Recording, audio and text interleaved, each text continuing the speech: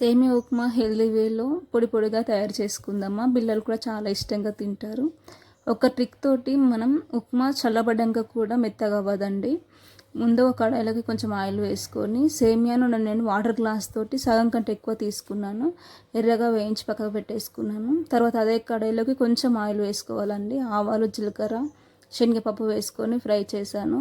తర్వాత కరివేపాకు, జీడిపప్పు వేసానండి. జీడిపప్పు వేయడం వల్ల హెల్తీగా ఉంటుంది, టేస్ట్ కూడా బాగుంటుంది.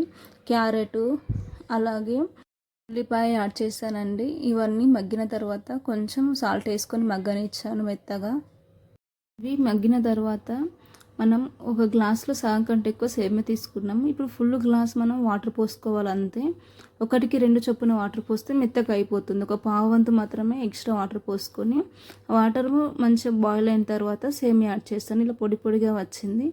ఇలా వీడియో నచ్చితే ప్లీజ్ లైక్ చేయండి.